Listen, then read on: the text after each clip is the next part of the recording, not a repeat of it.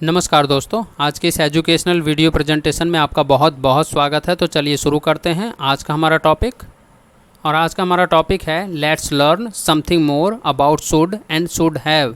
वैसे तो इस वीडियो प्रेजेंटेशन श्रृंखला में सीरीज में हम पहले ही शुड के बारे में काफ़ी डिटेल्ड में चर्चा कर चुके हैं, लेकिन आइए शुड और शुड हैव के बारे में थोड़ी और बातें हम समझते हैं। यूज ऑफ शुड, जैसा कि आप जानते हैं शुड का सीधा सीधा मतलब होता है चाहिए, यानी शुड का प्रयोग कोई क्रिया करना चाहिए ऐसा अर्थ व्यक्त करने के लिए किया जाता है। शुड को वाक्य में प्रयोग करते समय हमेशा क्रिया यानी वर्ब का फर्स्ट फॉर्म ही प्रयोग होता है। शुड का प्रयोग संभावना व्यक्त करने के लिए किया जाता है। तो ये तीन बेसिक बातें हैं जो शुड से संबंधित हमें ध्यान में हमेशा रखनी चाहिए कि भाई शुड का सीधा सीधा मतलब चाहिए होता है। जब कभी भी शुड आएगा तो हमें क्रिया की फर्स्ट फॉर्म पहली अवस्था का इस्तेमाल करना होता है, और शुड किसी भी प्रकार की संभावना को जरूर व्यक्त करता है।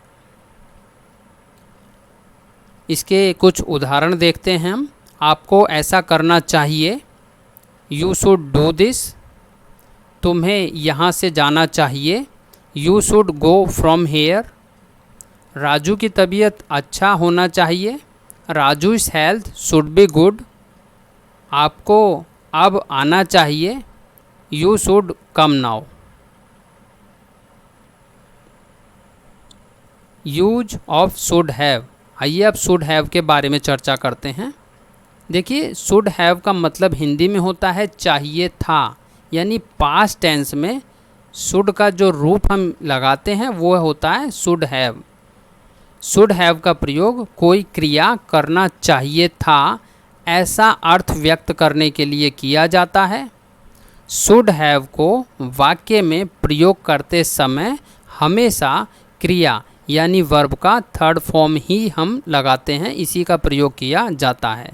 तो ये दो बेसिक बातें आप ध्यान में रखें कि जब हम शुड हैव का इस्तेमाल करेंगे तो हिंदी में तो इसका मतलब चाहिए था ही होता है, पास्ट टेंस में होता है बात, और दूसरी बात third form of the verb का इस्तेमाल किया जाता है। तो आइए इससे संबंधित कुछ एग्जाम्पल्स भी देखते हैं। तुम्हें ऐसा नहीं करना चाहिए था, you should not have done this. तो आप देखेंगे हमने क्रिया की तीसरी अवस्था डन का इस्तेमाल किया है। मुझे वहाँ से जाना चाहिए था, I should have gone from there. तो आप देखेंगे यहाँ गो की third form of the verb का गॉन का इस्तेमाल किया गया है। उसी तरह से तीसरे वाक्य में उसे तुम्हारी सहायता करना चाहिए था, he should have helped you. तो आप देखेंगे हेल्प की third form of the verb का यहाँ पर भी इस्तेमाल किया गया है। तो जैसा हमने आपको बताया कि जो हम शुड हैव का इस्तेमाल करते हैं उस स्थिति में करते हैं जब हिंदी में उसका मतलब होता है चाहिए था, और जब हम इसकी ट्रांसलेशन इंग्लिश में करते हैं तो क्रिया की third form of the verb का हम लोग इस्तेमाल किया करते हैं। अब आप और देखें वाक्य से संबंधित। शुड जिसका मतलब हमने बता दिया हिंदी में होता है चाहिए, और शुड हैव जिसका मतलब हमने बता दिया जिसका मतलब होता है चाहिए था। तुम्हें ऐसा नहीं कहना चाहिए, यू शुड नॉट से सो। लोगों को निकल जाना चाहिए, पीपल शुड लीव।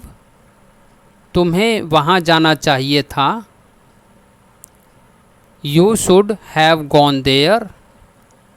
जिंदगी आसान होनी चाहिए थी पर नहीं थी, life should have been easy but it was not. तुम्हें मुझे याद दिलाना चाहिए था, you should have reminded me. तुम्हें कम से कम शादी में तो जाना चाहिए था, you should have at least attended the marriage.